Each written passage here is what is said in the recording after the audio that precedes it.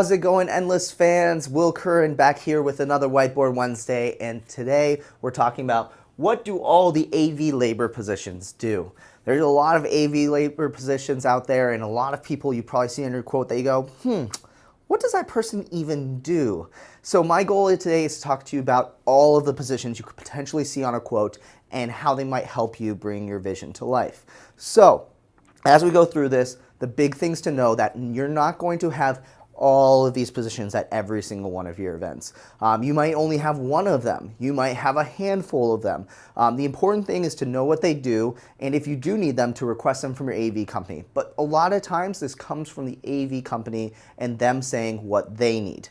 So as we jump into this, keep that in mind that this wildly varies from event to event and what your needs are, and also what the AV company needs to create what you need and produce the event.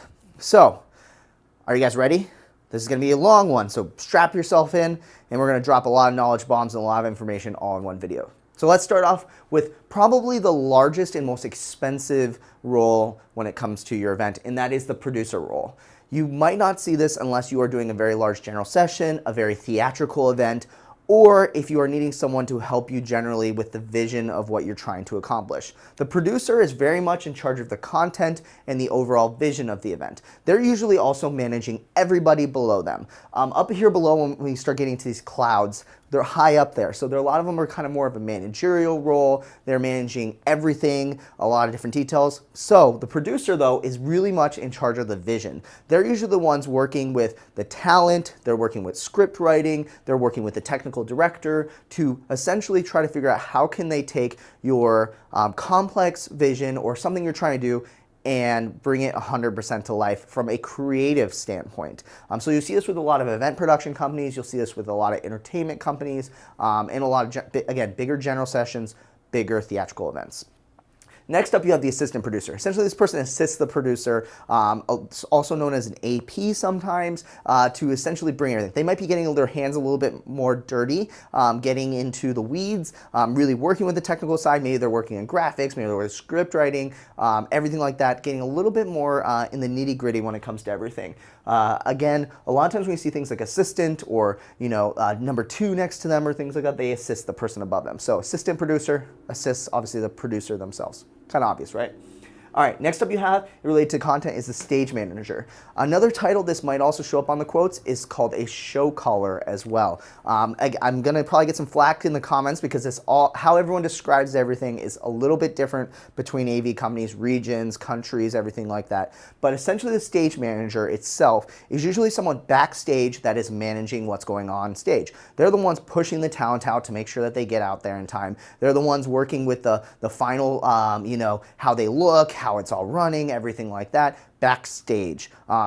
Usually they're big on timing, making sure everything runs on schedule, obviously, and that the people are in the right places at the right time. Show caller, on the other hand, is usually a position that is put at the front of house, the tech table at the front of the room, and he's usually there with a headset on. Pretty much all these people are usually going to have some sort of headset on, but this person is the one calling the whole show. What does that mean exactly? They're the ones saying, okay, in 5 minutes, we're gonna go into this. Okay, lighting cue 52, go. Okay, now send the CEO out now.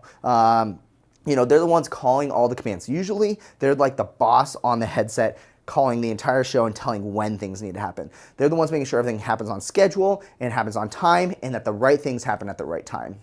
So that's a show caller. Again, stage manager usually backstage, show caller usually at the front of house. Sometimes it can be the same person as well. All right, next person you have up is the technical director. This person, again, is more of a managerial position. For larger events, when you start to get a lot of technicians working down here, you need someone to overall direct the entire technical side of things. Usually this person is working with vendors, they're working with the actual engineers working on the show. They're making sure everything technically goes perfect. Usually, for some shows, you'll see a technical director for a lot of bigger general sessions. Again, you're kind of getting the theme of it, and so on and so forth. All right, next up you see I have also another position that's kind of similar to the technical director, which is the production manager. Sometimes the technical director is also working directly with the labor to make sure that, hey, that's all working okay, that they're showing up on time, they're here at the right schedule, all these sort of things.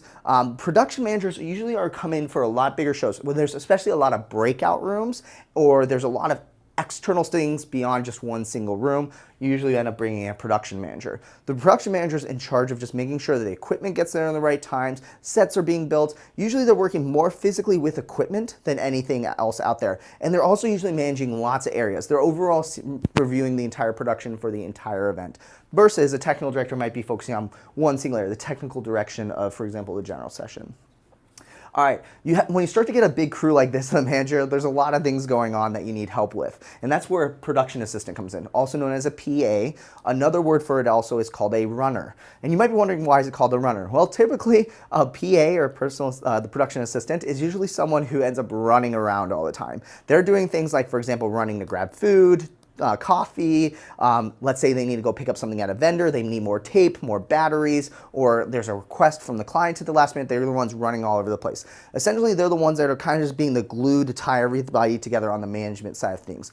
Usually, so that person can focus on the technical direction of the event, not having to run out to go grab coffee or lunch or something like that if rehearsals go late, for example. So that's kind of your overarching staff that manages the event. Again, this all depends on your entire event. A lot of times clients fall into this role of producer because you understand what your vision is and what you want it to look like and everything like that. So you might only have a technical director. But if your event's so large and you have so much to work on, or let's say you just don't want to have to deal with all the entertainment and everything like that, you might not have a producer role involved. So again, it all depends on what's going on with your event. So you kind of get the overarching higher level labor. Let's get into the weeds with your engineers, your stagehands, everything like that, the people who are actually producing your event. So this is kind of broken up into a couple different categories. First, in this blue area, we have all of our video related people. Up here is your audio people. Down here, lighting. And then over here is kind of your general labor to build and load in and load out labor. So I'm going to jump into this. One quick concept that you need to understand is the difference between an engineer and a tech, or what we will have labeled in here as V1 versus V2, or A1 versus A2, or L1 versus L2. The whole concept behind this is most of the time you will have an engineer, for example, a video engineer, and you might also have a video technician, a V2 on here. The whole idea is that you usually will not have a V2 without a V1 because that person's designed to help the other person out. So you'll start to see this as we go on. There's some cases where companies will send over a V2 and there won't be a V1 because they don't need someone who's skilled as a V1 and they can get away with paying them a little bit less, for example.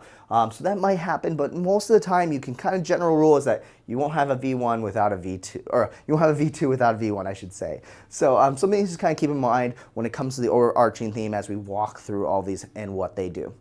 So let's jump right on in when it comes to the roles and positions. So let's start off with the video side, since it's obviously one of the most complex areas. It usually has a lot of equipment, so therefore, and a lot going on, so it needs a lot of people to work towards it. So on your quote, you might see a couple of these positions. First of all is a video engineer. So the video engineer is the one who is managing all the video. Something really to keep in mind too is usually these V1s, denoted by like the one being the manager, they usually also manage the entire department. So for example, if you have a V1 and you have all of these positions for whatever reason, they usually will be managing all of these people and managing what we call the department of video. So something to kind of keep in mind. Same with like audio engineer. They'll manage the audio department. L1 for the lighting engineer manages the lighting department. You kind of get it, catching on, obviously. So let's jump into the video engineer. They're obviously managing the entire video department. They're overarching looking at the entire vision when it comes directly with video. So they're overseeing everything from the projectors, cameras, the audio being sent out of the video, the graphics, anything that touches video engineers managing that portion. Also, typically the video engineer is the person who's running what's called the switcher. This is a very common element in 99% of video setups, I should say, of AV. So for example, the switcher is when you take in things like multiple laptops, cameras, everything like that, and you need to switch between them what's going on the screen. The video engineer typically runs that. When we get down to the bottom, we'll talk about a very special video engineer, but right now, usually your V1 is the one that's managing all that. Also, they're also usually in charge of the overall direction of what the video is. They understand where everything's going, what needs to happen. A lot of times the V1s are also the ones calling the cameras. So you have all the people on cameras, operating, they'll have headsets on. They will usually be on their own channel saying, all right, I'm coming to you, camera one, here we go. go camera 1. Okay, we're gonna come to you camera 2, can you get a tighter shot on this person? Yeah, make it look dramatic, whatever it may be. All right, go to camera 2. And then they'll be making all of those calls on there. Because they're overseeing the direction of it, they know what calls have to be made. And that call being basically the same thing a show caller would do, but just for the video side. All right. Next, you have the video technician. Similar to a video engineer, they also are usually a little bit higher up on the chain. They get paid a little bit more money. Usually, the video technician does a couple different things. Primarily, they are usually controlling the cameras and all the settings that go with the cameras. So for example, they're doing what's called shading, which you might see a camera shader on here, for example. And they're usually the ones that are saying like, we need to bring up the brightness, the contrast, all the settings you go into your camera and mess around with. They're basically the ones doing that in real time, shifting it, making sure the cameras look really, really good. Typically, a video technician is the one who does that.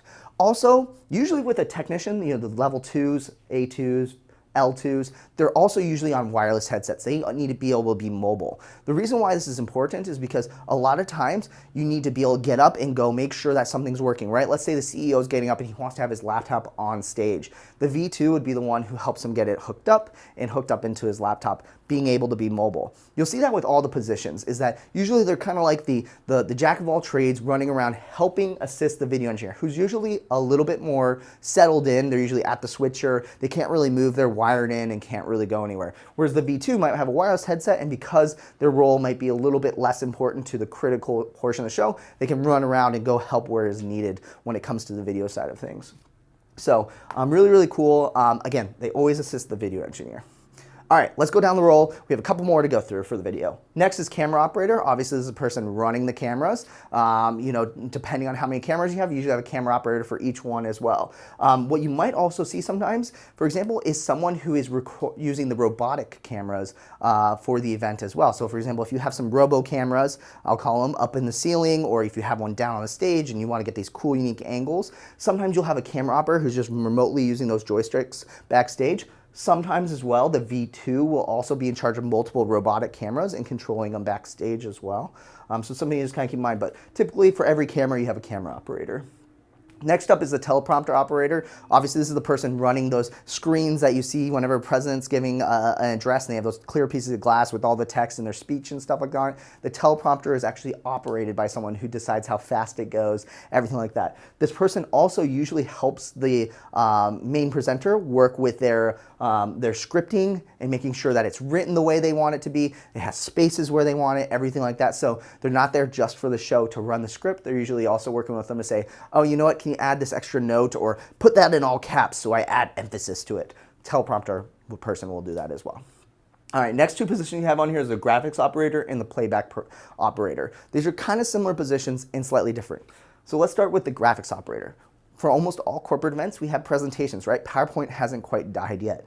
Unfortunately, some people would really love it too, but not the graphics operator. That's the person who's running the presentations. And you might be thinking to yourself, well, I have a clicker. Why do I need a graphics operator? Well, that's a good point. But let's say, for example, you need to make a lot of changes to your presentation last minute, or there's a lot of slides that need to be made, or you have a lot of video content that needs to be made sure that it's working properly. The graphics operator is trained in using Photoshop and PowerPoint and everything like that, and can make changes to slides at the last minute, which really makes your life easier because then that means that you're not sitting backstage building PowerPoints.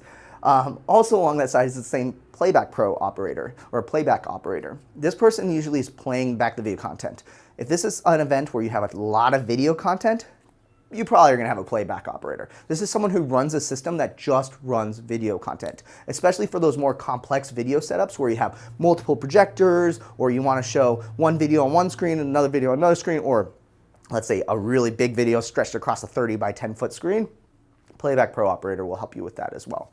So again, focus more on video content playback, and this person is more about PowerPoints, slide decks, everything like that. All right, next up we have on here is the projectionist. This person's literally just in charge of the projectors. I'm not kidding. This is a serious job sometimes, especially when you get into these setups where you have lots of different projectors. If there's more than usually 4 projectors, usually there's a projectionist is brought in, especially when you have to do things like blending. For example, if you're making a 30-foot wide by 10-foot screen, technically you should be using multiple projectors, not just shooting one projector and making it super wide. So what this means is usually you're taking, for example, a projector and another projector, and you're blending the middle of the section to make it look like one seamless projection.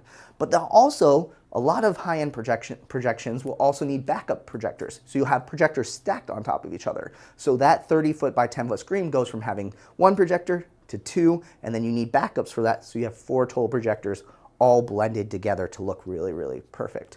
So what this means is that you need a projectionist who's there to help you blend it all together and make sure that they're running perfectly. All it takes is every single night is it takes a little subtle shift and the projectors don't look as good. So a lot of times these projectionists are sticking around every single day to make sure the projectors look good at the start of every single day, especially when you're spending a lot of money on projection. You want to make sure you have a projectionist. Sometimes what you'll see as well though is if, for example, you might have a projectionist just for the load-in, and then that person converts to being the graphics operator during the actual show, or maybe they become the V2, or maybe sometimes the V1 might act as a projectionist as well, depending on how much workload they have, how big the setup is, everything like that. Sometimes a lot of these positions, people can move around based on what they're doing and what their expertise is. The important thing to know though is that if the AV company feels like they need separate roles and they're going to need it, they should communicate that with you and tell you that ahead of time. So then that way you aren't having too many people trying to do too many things. All right, speaking of a very hyper-specific role of something is the spider operator. And I'm not talking about creepy crawly spiders. I'm talking about spider with a Y. Also, this person can be known as an encore operator. Encore and also a spider are 2 different brands of what are called video essentially switching systems. Imagine those switchers I was talking about switching between laptops and cameras. Spiders and encores are basically very high-end versions of that. So we talked a little bit about those really ultra-wide screens, for example, that blend everything together. Well, when you get to these ultra-wide screens, you don't want to just show one slide up on it. Let's say you want to put the slideshow on one half of it, the camera on another, or an audience response system right next to the slideshow, or let's say you want to show 2 cameras right next to each other. All those usually, the ability to create all those layers and multiple things happening at once gets done through a spider system or an encore system. We can talk about that in another video, but because these systems are so complex, I consider myself pretty nerdy, and they're really complex for me. They usually require someone who's certified in utilizing the system, someone who's taken classes that knows every little feature, how everything works, everything like that. So sometimes for those high-end video systems, you'll see a spider operator or an encore operator on there as well. And usually this person, again, manages the switching. Sometimes you might also have someone who's in charge of switching just the cameras, and the spider operator is doing just the screens. A huge mix of things. Again, talk to your AV company. They should definitely help you out with this. All right, that's the most complicated section because video just loves to be complicated. So let's jump into audio. Obviously, we want to make sure everything sounds really great. So the first thing that we have on here is the audio engineer or the audio mixer, the A1. Similar to the V1, they're in charge of all the audio stuff. They're also the ones mixing everything. So they're the ones usually at the front of house position, controlling all the audio and making sure that it sounds absolutely amazing in the room. They're tuning the room. They're the ones making sure that there's no feedback. They're the ones, making sure that the audio plays at the right volumes, everything like that. When the CEO comes up, they're the ones bringing up the audio to make sure that it sounds great. That's the A1. They're usually stuck at the board, making sure that it sounds great all the time. Sometimes you'll have a secondary A1 as well, someone to the side of stage, for example, if you have a band and you need them to mix all their in-ear systems. Totally possible. All right, then you have an audio technician. Similar to the V2, the A2 assists the audio engineer. What this position usually typically does is not only are they mobile, just like the V1, so then that way they can handle things like, for example, making sure the guitarist that's going up to perform has all their wires hooked up the right way. Or for example, let's say a speaker gets kicked off the stage by a band member or something like that. The A2 is usually the one running out. They have the mobile wireless headsets on, they're running around. But typically in most corporate events, the A2 is also the person miking everybody up. For example, if you have a lot of presenters, you're gonna want an A2 who can sit back there, help make sure all the lapel mics are set up the right way, the headset mics are great, good to go, explains to them how to hold it. They might be the one who hands them the clicker as well. Usually they're the last engineer technician that they'll see before they go on stage, and they make sure that it sounds incredibly awesome and fantastic. So A2 assisting the A1, they're mobile, they can get around and help with the audio. All right, now we're gonna jump into the L1. The L1 is the one who is in charge of all the lighting. Again, they oversee the whole direction of all the lighting. They're also the one usually running the board when it comes to the lighting, choosing what lighting colors to choose, where the positions of the lights go, everything like that all together. This person also usually is the one in charge of where all the positions of all the lights go. Again, in charge of everything lighting. Then you have an L2. What also is really interesting is sometimes you also have them act as this other position, which is called master electrician. These sometimes can be interchangeable, but I'll explain what each one does and kind of why they're a little bit different. So the L2 obviously is assisting the L1. They're the ones making sure the lights get put in the right positions, everything like that. However, the lighting systems engineer technician is usually the person who is making sure that, hey, they're in the right positions, they're dressed the right way, everything like that. But however, the master electrician is, just as you suspect, is the person in charge of all the electricity of the event. This is one of those positions that even though it's under lighting, it actually affects everybody. They're the ones deciding what outlets that the audio is going to go into, what outlets the video team is going to go into, everything like that. I think traditionally it's under the lighting position because typically lighting uses up the most amount of power, so it's the one that's most critical. But the master electrician usually will assist the lighting technician to make sure that, hey, all lights are being plugged in the right outlets, everything like that as well. So common on very, very big productions that need a lot of electricity, you're going to need a master electrician, which is really, really important. All right, finishing up the lighting section, we have the follow spot operator. This one's pretty easy. Obviously, you have a spotlight operator. If you have a spotlight, you need someone to operate the spotlight, point where it goes. That's what the follow spot operator is going to do. So again, similar to the video positions, you might, for example, have a master electrician just for the load-in and the setup, and then, it's not quite needed during the entire show, so that person might become a follow spot operator, or they might become the assistant lighting tech, or something like that. People can shift roles throughout the entire show. Again, AV companies should be able to explain all this stuff to you guys really, really simply. All right, so we got our main three areas: video, audio, lighting taken care of. Now let's jump into the labor that kind of puts it all together. So this is where we kind of come to our more brute force labor, the people that helps get it done. Also, usually this is defined usually for people that are only here for setup and tear down. So starting off with, when you have a big crew like this, let's say you have all these people and also you have another 20 people coming to help set up. Those 20 people that are usually coming to help set up are usually the brute force labor, pushing cases, everything like that. Those are usually what we call stagehands. It's a term comes from the technical theater that basically this is a person who helps build everything, put it together, brute force labor that just helps make everything happen. Usually you have, a dozen or so of these people or more, depending on how big your setup is, just to help these engineers get everything set up. They usually are a little bit less knowledgeable in understanding the technical side of things. That's why they're not engineers or technicians, but they understand basic things like putting metal truss together, hooking in cables, all that sort of stuff. So you usually have a lot of these people. Well, when you have a lot of these guys who are helping set up maybe even multiple rooms, sometimes what you'll have is a crew chief. This is really common. Sometimes you won't even see this on their quote because the crew chief is also another stagehand and they just get paid just a little bit extra money, but this person essentially is in job as managing the crew. You might be thinking to yourself, well, what if I have a producer, a technical director, all these things like that? Yeah, sometimes those people can act as crew chiefs. However, with the crew chief, their sole responsibility is to make sure everyone shows up on time, that they're getting their breaks, and that their time is clocked properly. Especially when you have 30, 40, 50, 100 people working on a production, you need to have a crew chief to manage all of them and make sure they're showing up on time and their hours get accounted for. Because the last thing you want is someone to say, oh, they never showed up and then, the billing never gets corrected, all that sort of stuff. Crew chief is responsible for that sort of stuff. All right, next up you have on here, let's go into the rigging side of things. So we have riggers and lead riggers. Obviously the lead rigger is the sole person in charge of everything.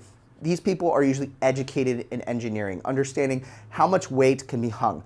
By the way, what is rigging? Rigging is when you hang things from the ceiling, essentially. This is the people that we trust our lives with, that nothing's gonna fall, and when things do go wrong, we definitely blame the riggers for sure, but gosh, we definitely don't want anything to go wrong. So these people get paid a lot of money because they understand the structure of the building, how much weight can be put on certain places, how much a certain thing weighs, this and this and that, how high can we go. All that sort of stuff is done by the rigging team. So the lead rigger is the one in charge, so usually the one with the most amount of knowledge. Then usually they're assisted again by just normal riggers as well. Again, hanging everything. These guys, again, are certified similar to we have the spider operators. They're certified in understanding how to rig. And you want to make sure they definitely are because it's definitely a dangerous world out there. All right, next up to more brute force labor. We talked about stagehands, but we also have what are called loaders. We see these all the time on union quotes as well. And you might be thinking to yourself, yeah, like I see them, and what's the purpose of this person's job? Well, that person's job literally is just to load and unload trucks. So they might be the ones who actually pack up and stack and build and fit everything on the truck. They also might be someone solely responsible for pushing from the truck to where your event is happening. And you might be thinking to yourself, why would I ever do that? We have all these stagehands, we have all these technical directors, why can't they push their own cases? Well, typically in union venues, there might be a contract that requires you to pay to have people as loaders. If you want to know more about this, we did another Whiteboard Wednesday a couple weeks ago where we talked about how AV unions work. Definitely go check that out and learn a little bit more about this. But something to just be made aware of is that if that union requires loaders, they're literally the people that push the cases from one place to the other, which obviously sometimes you don't want to pay for, right? All right. Last but not least is truck drivers. And you might be thinking to yourself, I already see on my quote I have trucking, why do I also have a truck driver? Well, a lot of times related to tours, or if you have a custom scenic piece built and you need to transport from one point to the other in the country, you might see a quote for a truck driver on there. The reason why that's important is especially when you're doing big shows or large productions, the truck driver usually is a separate line item on there. They have their own rules, their own costs, everything related to that truck driver as well. But pretty simple. Obviously, they drive the truck. So that is everything all together. Every position that could potentially happen at an event. The one that you might see have been missing is someone, for example, like an event manager, or for example, your account executive. These are a lot of the people that are going to be on site producing your event, but you might also have, for example, someone who is managing your entire event, your account executive that you've been working with since day one. Sometimes this person can also act as your technical director or producer or something like that, but you might also see that role pop up on your quotes as well as some billing to cover that cost or service costs related to it. So just something to always keep in mind when you're talking about the person I've been talking to at the beginning. Are they going to be there for the event? That's the sort of questions that you want to ask. So my gosh, what a long video. I'm so happy that you stayed to the very end and learned all about labor positions. But now, moving forward, when you look at your quotes, you should have a good idea of what everyone's doing. Again, my philosophy is that at any point, if you want to get the answers that you deserve, you should be able to ask your AV company. They should be able to explain this stuff to you very, very easily. However, if not, obviously, you want to start asking questions about what all these people are doing. Why do I need it? Why do I need a graphics operator if I have only 5 PowerPoints in a day? That sort of stuff. You can have all those sort of conversations. So thank you so much for staying to the very end. I hope this was extremely helpful. I'd love to know in the comments down below if you want to leave a comment and let me know, did I miss any positions that you've seen before? Or maybe have you seen a position that wasn't on here that the AV company made up? Who knows what it could be? Leave down comments below. I'd love to see what you thought about this video and what did I miss? What could I add to it? How could we expand it? How could we make it better? And if you did really love this video, I'd love it if you could just give it a thumbs up and give it a like. And if it was bad, you know what to do. Give me a thumbs down and tell us in the comments how we can make these videos better. We are hoping to make these the best possible. So again, and if you really love the content, I'd love for you to subscribe. Click that bell icon and join the conversations and get subscribed so you can get future Whiteboard Wednesday videos. So these videos are far too long, so I'm going to get out of here. We'll see you guys next week, Wednesday, on Whiteboard Wednesday, and we'll catch you guys all later. Adios.